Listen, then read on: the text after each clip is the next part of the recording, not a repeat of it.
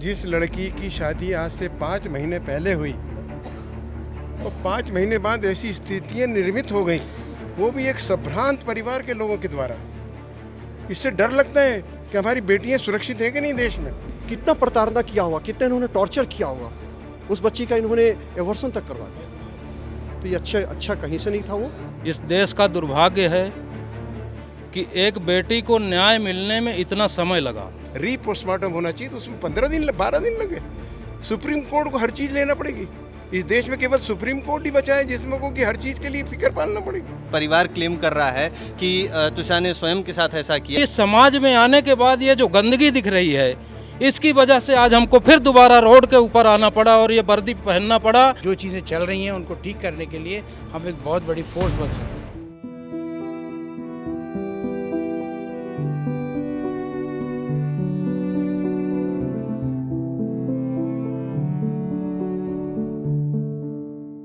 आज की तारीख है 24 मई और 12 दिन लग गए तुषा को अपने पंच तत्वों में विलीन होने में। 12 दिन का समय लग गया। 12 दिन परिवार सिर्फ इसलिए भटकता रहा, सिर्फ इसलिए न्याय की गुहार करता रहा कि कम से कम एक जांच ऐसी करा दो जिससे ये पता तो चल जाए कि उनकी बिटिया के साथ आखिर में हुआ क्या है। जिस तरीके से तथाकथित कहा जा रहा है कि उसने खुद की जान ले ली, इसमें सच्चाई भी है या नहीं।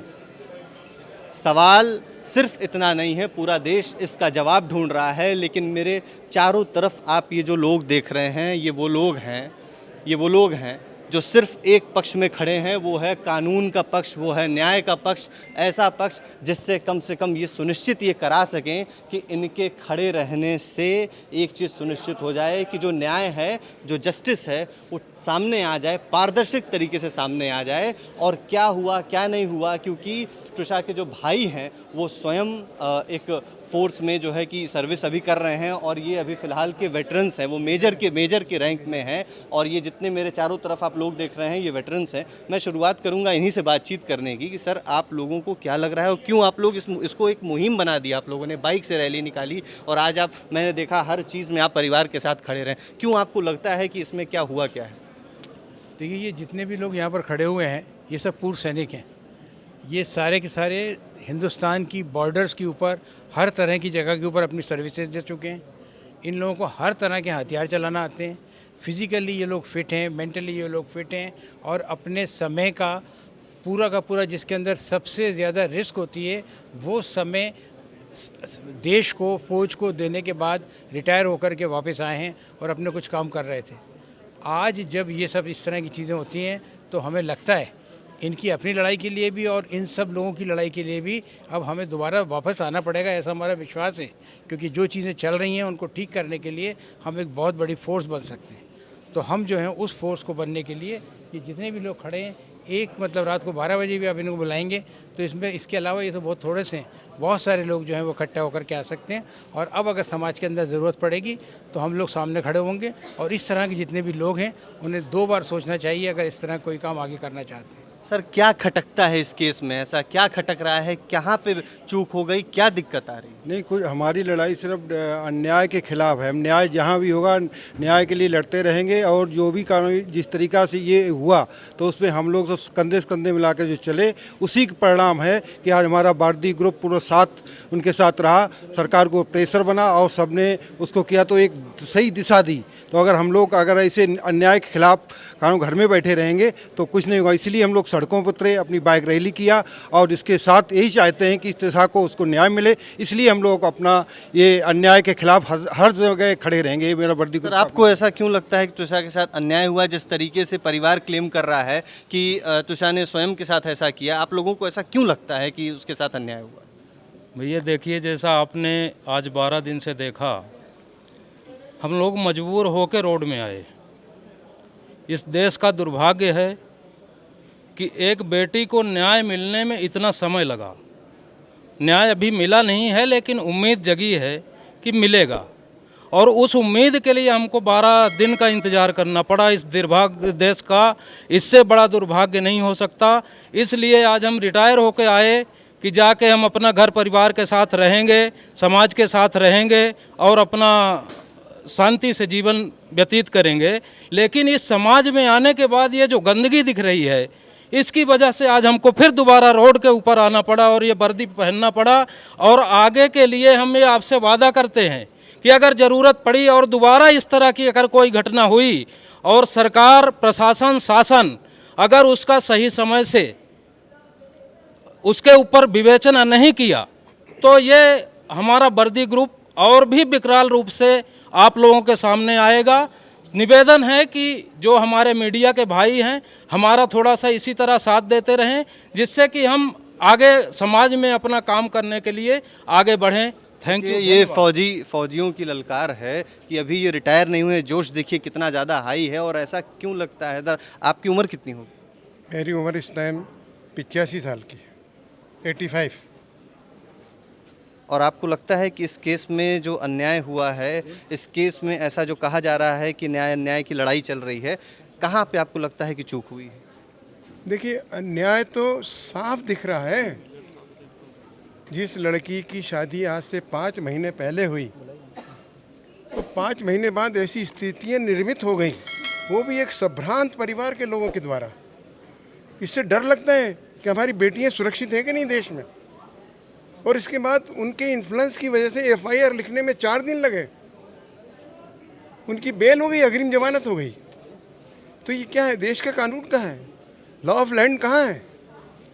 अगर इसी तरह से होता रहा तो ये देश तो अभी तो कानून सर अपना काम कर रहा है। अभी तो दिल्ली से टीम आई एम्स की, दोबारा पोस्टमार्टम हुआ है और अब कानून की जो न्याय प्रक्रिया है वो थोड़ी तो आगे बढ़ी है। आपको कुछ तो उम्मीद जगी है? सर, उम्मीद तो जगी है, लेकिन एक बात मुझे बताइए, भारतीय कानून में लिखा हुआ है कि एफआईआर तो तुरंत दर्ज होना चाहिए। पोस्टमार्टम की अगर हमने वो रिक्वेस्ट की है कि री पोस्टमार्टम होना चाहिए, तो उसमें 15 दिन 12 दिन लगे। सुप्रीम कोर्ट को हर चीज़ लेना पड़ेगी। इस देश में केवल सुप्रीम कोर्ट ही बचा है जिसमें को कि हर चीज़ के लिए फिक्र पालना पड़ेगी। नॉर्मल कोर्ट्स, नॉर्मल लोग, नॉर्मल कानून, ये सब बेकार है। देखिए, मैं उस टाइम पैदा हुआ था 41 में, हालांकि लेकिन मैंने पूरा देश का बढ़ते हुए देखा सिस्टम।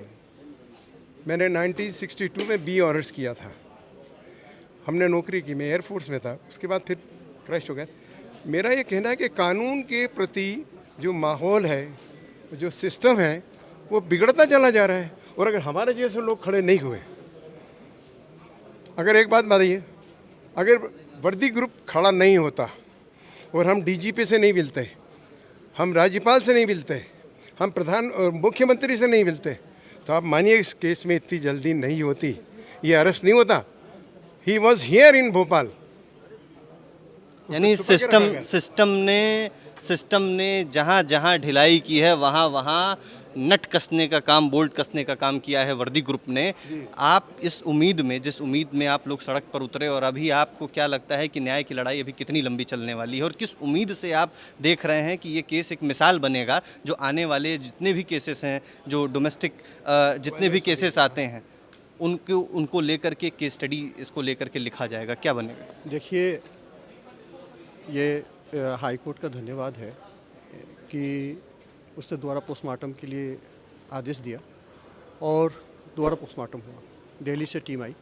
देखिए, मैं आपके चैनल के माध्यम से इस देश के वो हर इंसान को बताना चाहता हूँ जो सोचता है कि कानून और संविधान उससे बढ़ के है, वो अपने दिमाग से ये फितूर निकाल दे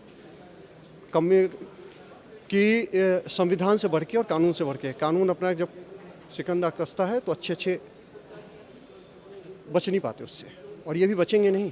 ये चाहे कितना भी षड्यंत्र चले, ये नहीं बचेंगे। ये अपने रसूख का पावर का इस्तेमाल करके इन्होंने जो इसमें डिले करवाया, और भगवान है कि कर्मा है घूम के आता है, और आया इनके ऊपर। और अभी ये और लंबा लड़ाई चलेगा। अभी हम तो दुआ करते हैं कि इस बच्ची को जल्द से जल्दी न्याय मिले। और आपके समूह को, आप लोगों को क्या लगता है कि समर्थ किस तरीके का इंसान है? जो पति तुषा का जो पति है, वो किस तरीके का इंसान है? क्योंकि वो वैसे तो शास्त्रों के हिसाब से अगर बच्चे नहीं हैं तो मुखाग्नि देने का काम पति का होता है। पति आज के दिन में मौजूद नहीं हो। पति को जिस तरीके से हम लोगों ने मुंह बांध करके सरेंडर करते जाते आते देखा, फिर पुलिस की गिरफ्त में देखा, क्या लगता है किस तरीके का इंसान है और किस तरीके की प्रताड़ना और चीज़ें बीच में चल रही थी? देखिए, अगर वो अच्छा इंसान होता तो ये घटना ही नहीं होता, वो या उसकी माँ। अगर ये अच्छे, देखिए अगर हम एक पावरफुल हो जाते तो अच्छे नहीं होते हैं। आप एक गरीब भी है ना, एक छोटे से इंसान भी, अगर आपकी सोच अच्छी है ना तो आप बहुत अच्छे इंसान हैं। आपके पास बहुत पैसा है, बहुत धनाढ़ फैमिली से हैं, लेकिन अगर आपकी सोच गंदी है ना तो आप राक्षस प्रवृत्ति के हैं। वो राक्षस प्रवृत्ति का माँ बेटा दोनों ही हैं। अगर वो अच्छा इंसान होता तो आज जिस बच्ची का 5 महीना पहले शादी हुआ, वो बच्ची दुनिया छोड़ के चली गई, तो उसको कितना प्रताड़ना किया होगा, कितना इन्होंने टॉर्चर किया होगा, उस बच्ची का इन्होंने एवर्सन तक करवा दिया। तो ये अच्छा कहीं से नहीं था। वो अच्छा होता तो वो अपनी पत्नी को ऐसा होने ही नहीं देता, तो कहीं से भी अच्छा नहीं था वो। तो देखिए, कुल मिलाकर के जो पूरा मामला है, जो लब्बू लुआब निकल कर के आ रहा है कि जो न्याय की लड़ाई है, जो न्याय की यात्रा है, ये वर्दी ग्रुप ने जैसा बोला कि ये बची है, ये अभी लड़ाई बहुत लंबी चलनी है, बहुत दूर तक जाना है, बहुत दूर तक इस लड़ाई को लेकर के जाना है। लेकिन सवाल अभी भी ये है कि न्याय कहाँ अटका पड़ा है। जांच की रिपोर्ट जब तक पोस्टमार्टम जो हुआ है उसकी सामने आएगी तो पता चलेगा, नए सबूत, नए तथ्य सामने आएंगे कि शरीर पे चोट का निशान किस तरीके का है, आखिर अंतिम वक्त में तुषार के साथ क्या कुछ हुआ था। वो लड़की जो कुछ ही घंटे पहले पार्लर जाती है, मसाज कराती है, वो लड़की जो कुछ ही घंटे पहले देखने में आता है कि वो एकदम स्वस्थ है, दिमागी रूप से भी स्वस्थ है, एकदम तरीके से ठीक है, उस लड़की को ऐसा क्या हुआ इस बीच में कि वो लड़की इस दुनिया में नहीं रही और तथाकथित रूप से कह दिया जाता है कि उसने स्वयं की जान ले ली। इसके पीछे की सच्चाई क्या है ये जांच में सामने आएगा। कानून के शिकंजे से कोई भी बच नहीं सकता। आज तुषा के शरीर को 12 दिन बाद मुखाग्नि दी गई, पंच तत्वों में विलीन हो गई तुषा, लेकिन न्याय अभी भी इंतज़ार कर रहा है। वीडियो जर्नलिस्ट आशुतोष के साथ मैं प्रत्यक्ष दुबे, विस्तार डिजिटल के लिए।